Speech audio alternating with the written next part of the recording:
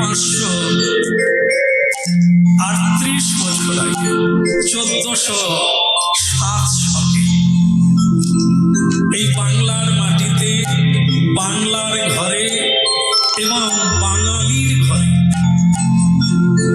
কৃষ্ণস্থ ভগবান স্বয়ং ভগবান নেমে এলেন ধুলার ধরতে।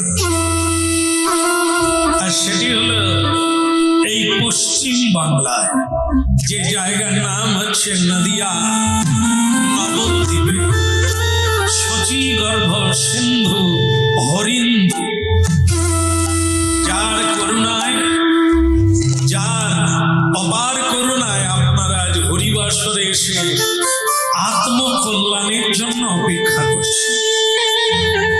এটি স্বয়ং মহাপ্রভুর অবদান। জীবের দুর্দশা দেখে স্বয়ং মহাপ্রভু সহজ করে ধর্ম প্রচার করলেন। কলৌ দোষ নিধে রাজন্নস্তি ঝেক মহানগ্নঃ। শ্রীমদ্ ভাগবত বললেন যে কলিকালের মানুষ হচ্ছে দোষের খনি, অপরাধের মণি। সুতরাং সেই মানুষেরা উদ্ধার কি করে পাবে? কলৌ দোষ নিধে রাজন্নস্তি ঝেক মহানগ্নঃ। যদিও অন্যান্য যুগের যত পাপী তাপী তারাই কলিকালে জন্ম নিয়েছে, সুতরাং বোঝাই গেল পাপের বোঝা মাথায় নিয়ে পৌঁছেছি আমরা। কিন্তু অমল পুরাণ শ্রীমদ্ ভাগবত বলছে তবুও ভয় নাই। কেন?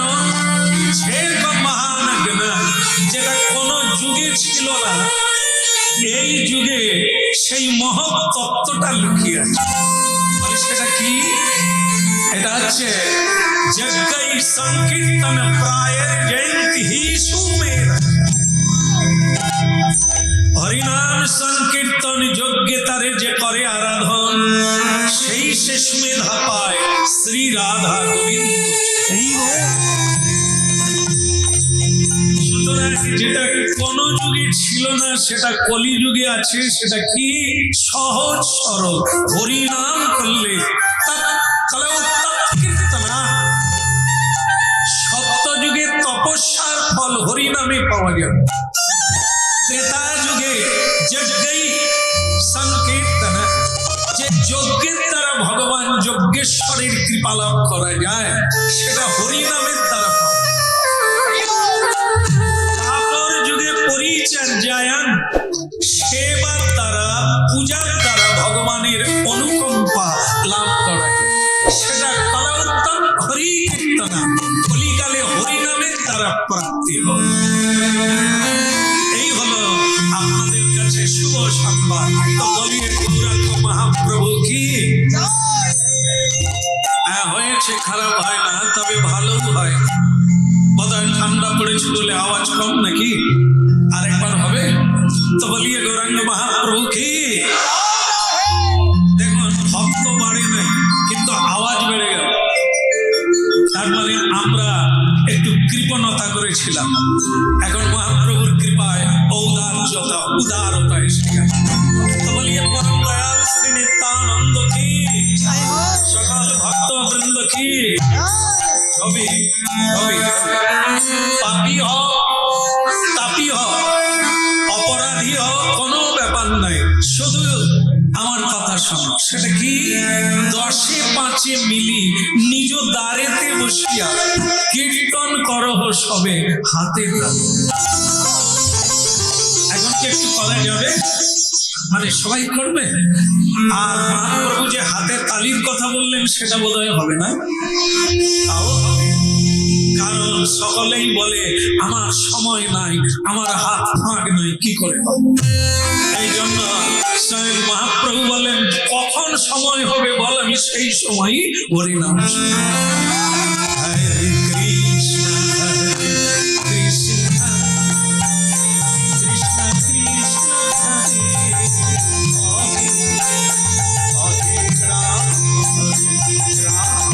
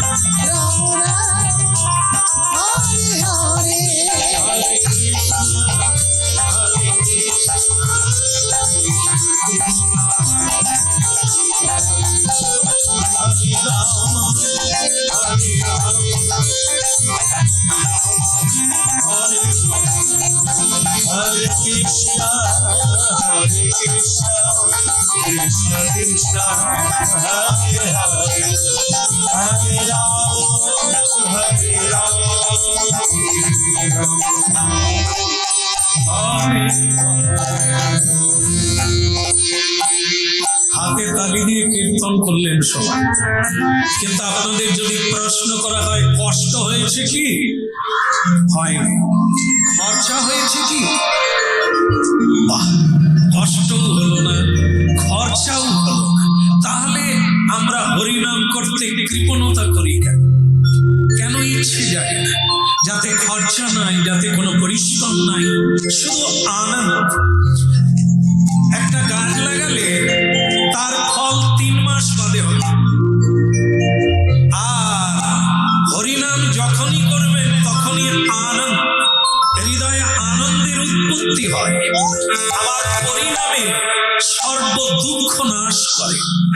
সেই সে পবিত্র হরিনাম আনলেন জগৎ চৈতন্য। সুতরাং হরিনামে আলস্য হবে যার, জমির বাড়ি হবে তার। এই জন্য কলিকালে সংশোধনী যুগ, যেখানে কোনো অপরাধ গ্রহণ করে না হরিনামকারী, শুধু হরিনামকারী এই প্রসন্নতার গুণ ভগবান মাত্র। এই জন্য ভগবানের নাম কীর্তন চেত দর্পণ মার্জনং ভব মহাদবাগ্রে। আজ না হয় কাল, না হয় পরবর্তী জন্মে হরিনামের ধারে, হরিনামের পথে আসতেই হবে। এছাড়া কোনো ধর্ম নাই, এছাড়া নান্য পন্থা, কোনো পথ নাই মুক্তি। অষ্টপাশ থেকে, মায়ার পাশ থেকে, বন্ধন থেকে কোন প্রকারে মুক্তির উপায়, দ্বিতীয় পথ নাই। মজার কথা হলো, এবারে যদি আপনি এড়িয়ে গেছে, আপনি এড়িয়ে গেলে, কারণ জন্ম দুর্লভ, মনুষ্য জন্ম এটা বারবার হবে না। 80 লক্ষ বার জন্মের পরে তবে এই মানব জন্ম, এটা বারবার হবে না।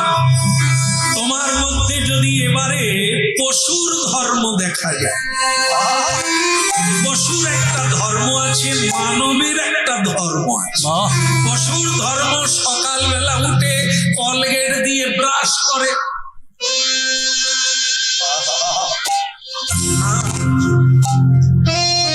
পশু সকালবেলা উঠে খানা পিনা চালু করে দেয় আর শিকার চালু করে দেয়। জীব হত্যা চালু করে দেয়, মানুষ তা করে না। কারণ মানুষ সভ্য, মানুষ দেবতুল্য, দেবতাও মানুষ হতে চায়। কি সেই মানবের মূল্য, কি সেই বিশেষত্ব আছে যেটা দেবতার নাই? সেটা হলো এটাই যেটা আপনারা না বললেন। এই সকালবেলা উঠে মুখ প্রক্ষালন করা পশুর ধর্ম নয়। ওরা কোনোদিন মুখ ধোয় না, আর কোনোদিন ভগবানকে সকালবেলা উঠে প্রণাম করে না, যেটা মানুষ করে।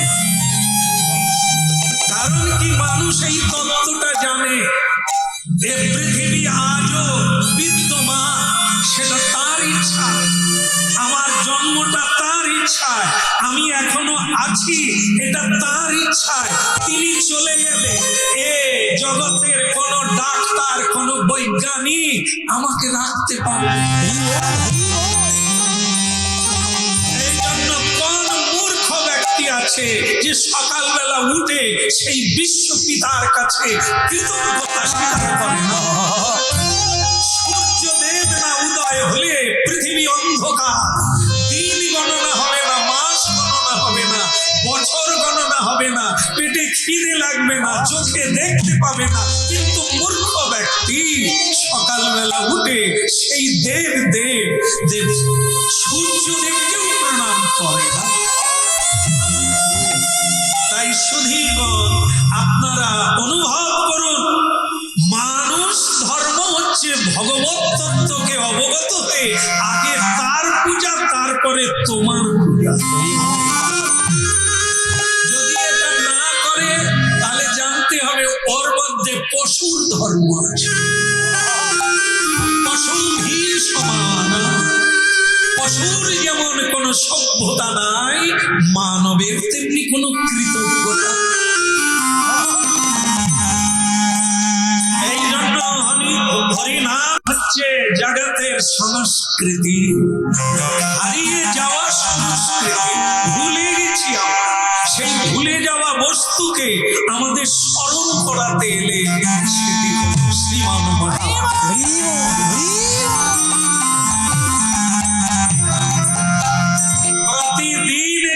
প্রতিদিন আগে যেটা করতে হবে সেটা হচ্ছে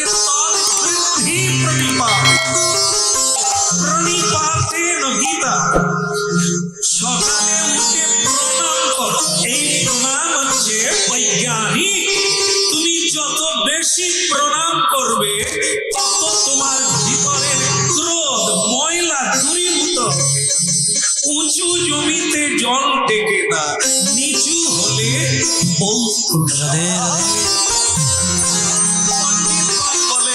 বিদ্যা দদাতি বিনয়ম। অর্থাৎ পেটে যদি বিদ্যা কারো থাকে তার মাথা নিচু হবে না উঁচুর কাছে, এটা তো ভাবাই যায় না। সব সময় উঁচুর কাছে তো নিচু হওয়া স্বাভাবিক জীবন। সেটা যেদিন ভুলে যাব তার নাম উদ্ধত্ত জীবন। সেই জীবন দুর্যোধনের মতো, সেই জীবন হিরণ্যকশিপুর মতো, সেই জীবন জগাই মাথায়ের মতো তাড়াতাড়ি শেষ হয়ে যায়, নিপাত হয়ে যায়। এই জন্য করুণার অবতার শ্রীকৃষ্ণ চৈতন্য মহাপ্রভু বললেন, তোমার স্বভাব হারিয়ে গেছে, পরভাব এসে চেপে গেছে। পরভাব, অন্যের স্বভাব তোমার উপরে এসে গেছে। দুষ্কৃতির অসুরের স্বভাব তোমার মধ্যে। কি খাওয়া উচিত তা জানো না, কি বলা উচিত তা জানো না, কি করা উচিত তাও জানো না, কোন পথে যাবে তাও জানো না। এতো সব হারিয়ে এখন আবার ফিরে পাবে। হরিকথা শোনো আর হরিকথা বলো, চেত দর্পণ মার্জন। আবার ফিরে পাবে তোমার নিজ ভাব, নিজ স্বভাব, নিজ পথ,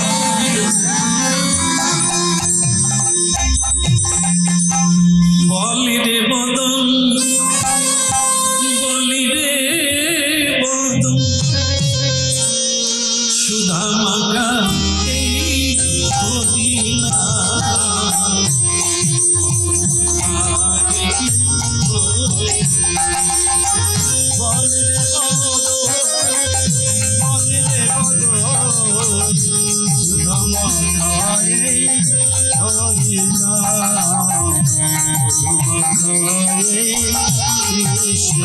একবার বলিতে পারো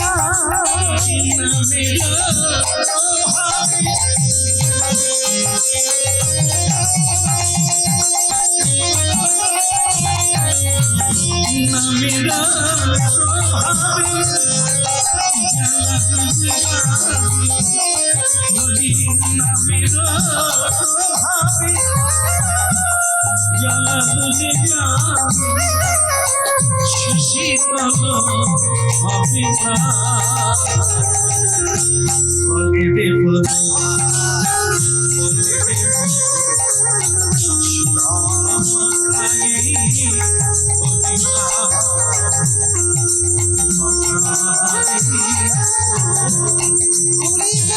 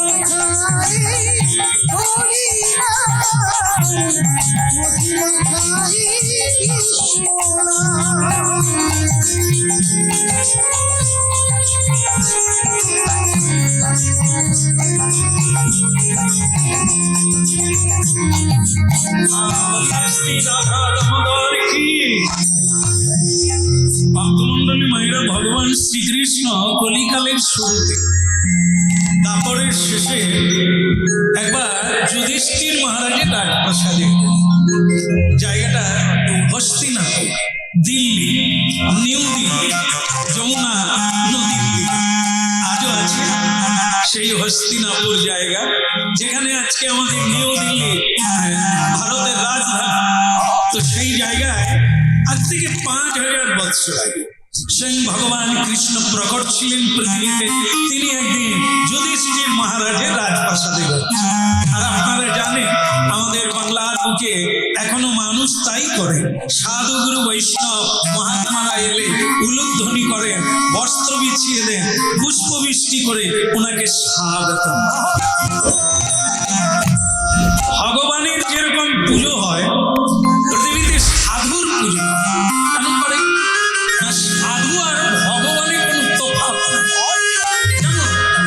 প্রতিমার পুজো হয়, কখনোই নয়, প্রতিমার পুজো কখনো হয় না, ঘটের পুজো হয়।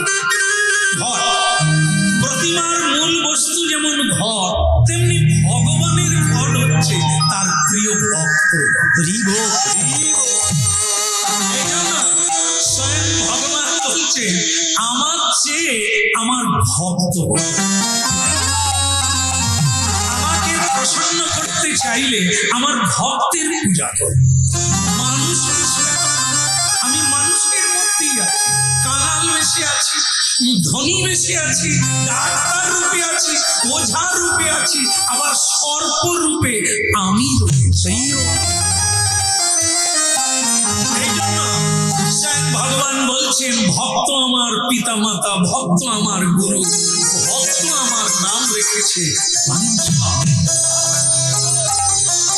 তো স্বয়ং ভগবান হস্তিনাপুরে রাজপ্রাসাদে যাচ্ছে পঞ্চ পাণ্ডবের দর্শনের জন্য।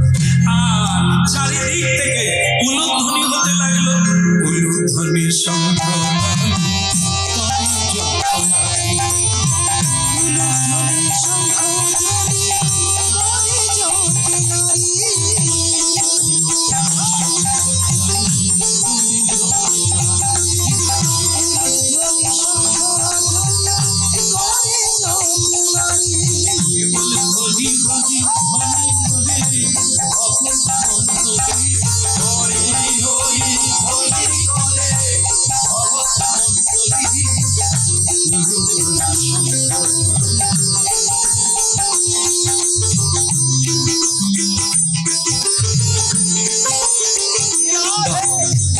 বহু জায়গায় গিয়েছি, এরকম পরিবেশ দেখি না। সুন্দর। আপনাদের হৃদয়ে যে ছিটে ফোটা ভক্তি আছে, ভগবানের জন্য যে একটা জায়গা আছে হৃদয়ে, এটা বোঝাই গেল উলুধ্বনি আর হরিধ্বনি।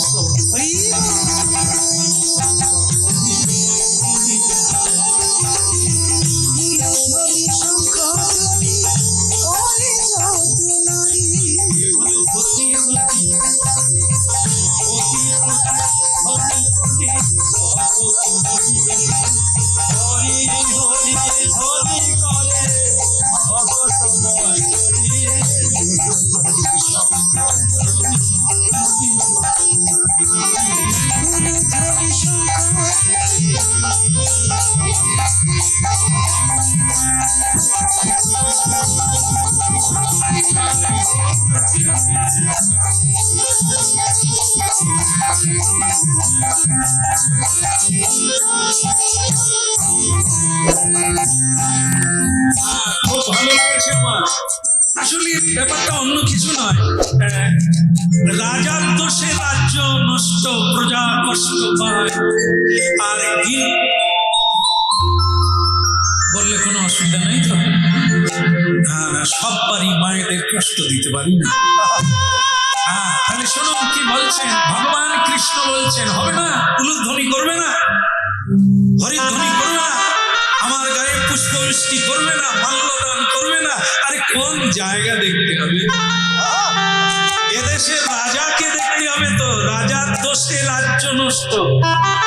রাজা যদি নাস্তিকবাদী হয়, রাজা যদি পাষণ্ডী হয়, রাজা যদি কৃষ্ণ ভক্তিহীন হয়, তাহলে সে তার প্রজাগণকে ভক্তি পথে যেতে দেবে না, ধর্মকর্মে বাধা দেবে, সাধুদের অপমান করবে, সাধুদের নির্যাতন করবে।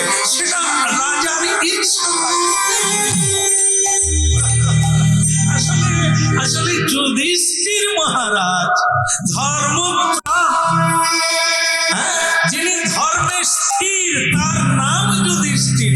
তার রাজ্যের নরনারী ভক্তিবান হবে নাকি নাস্তিকবাদী?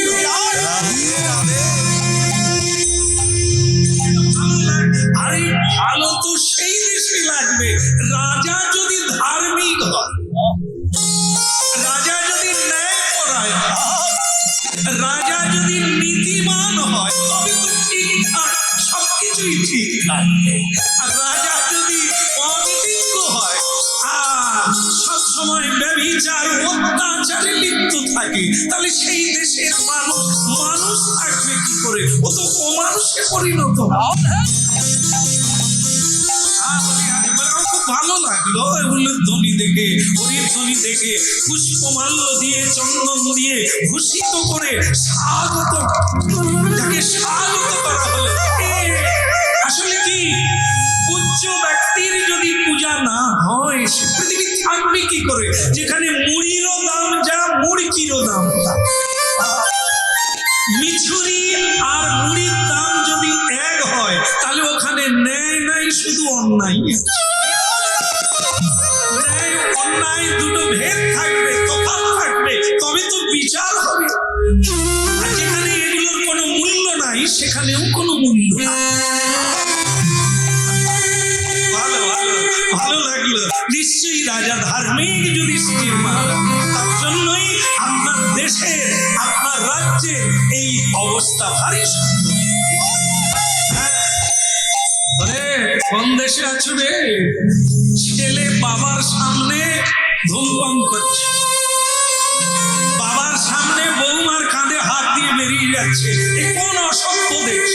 ওই দেশের রাজা কেমন, তার শাসন দণ্ড কেমন, ভাবতে হবে। হ্যাঁ, রামচন্দ্র সীতা দেবীকে বনবাসে দিয়েছিলেন কেন? রাজার দোষে রাজ্য নষ্ট, অকালে ছেলে মরে গেল, এ তো রাজার দোষ। একটা মেয়েকে তার স্ত্রীকে চুরি করে রাক্ষস রাজ রাবণ যে জায়গাটার নাম শ্রীলঙ্কা, সেই লঙ্কায় নিয়ে চলে গেল।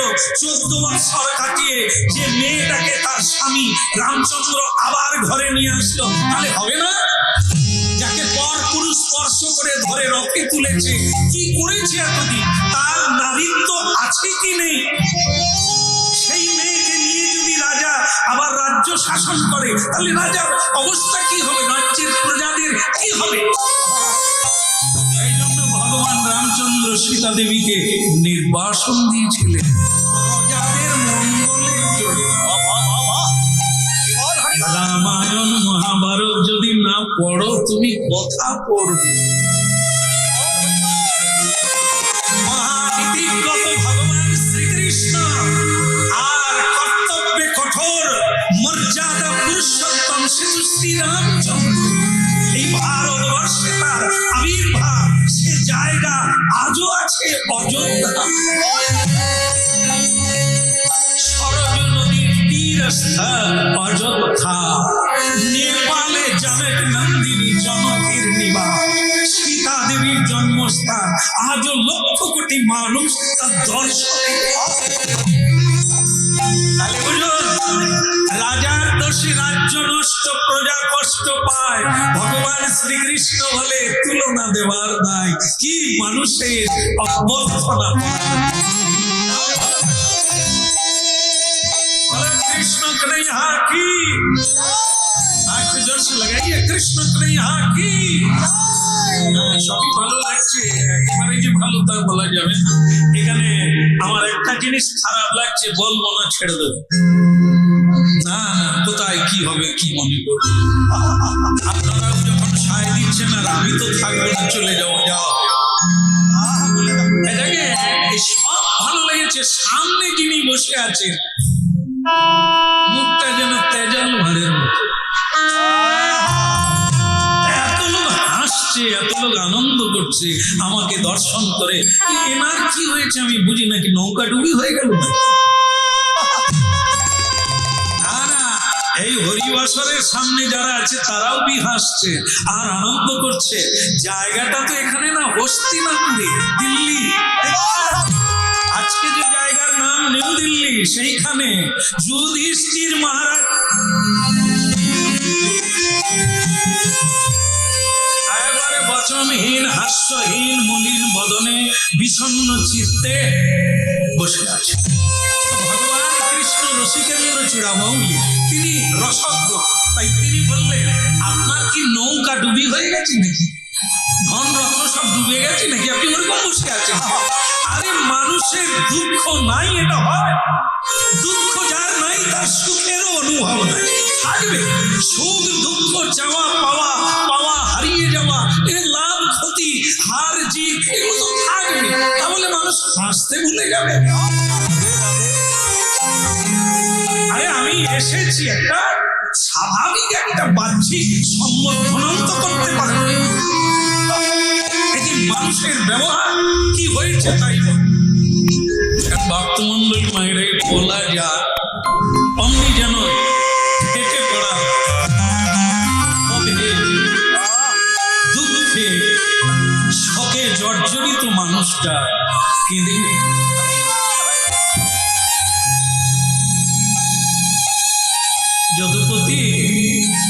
কথাটা যদি অন্য কেউ বলতো মেনে নিতাম। তুমি বললে কৃষ্ণ, তুমি আমাকে বললে আমার নৌকা ডুবি হয়ে গেছে।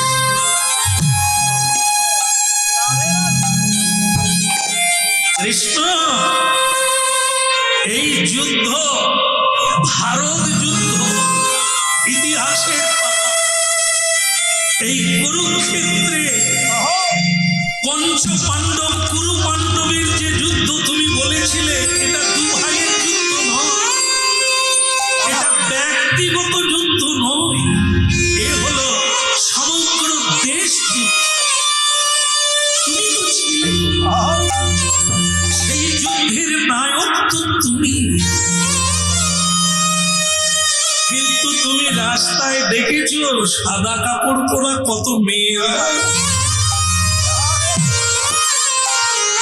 কৃষ্ণ, এরা স্বামী হারিয়েছে ওই যুদ্ধে।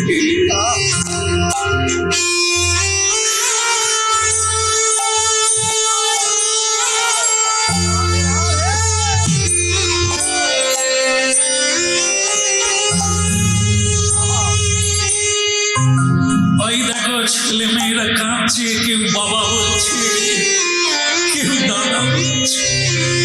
ওই যুদ্ধে এরা বাবা হারিয়েছে।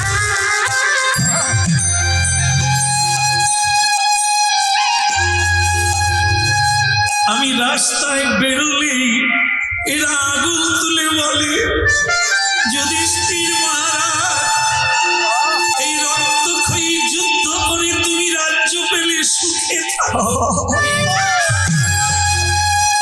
আমরা সর্বহারা হয়ে সুখে চলে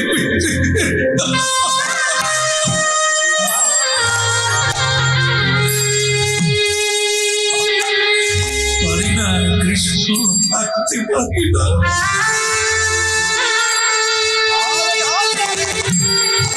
এর জন্য তুমি দায়ী। তুমি তো ঘটালে এই যুদ্ধ, তুমি পারলে না।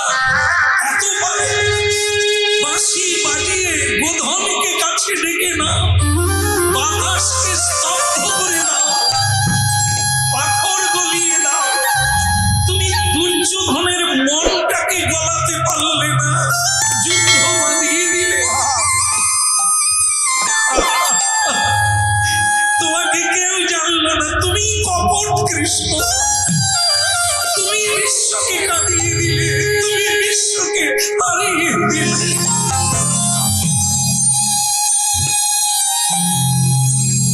আজ আমার চোখের জল সে তোমার জন্য।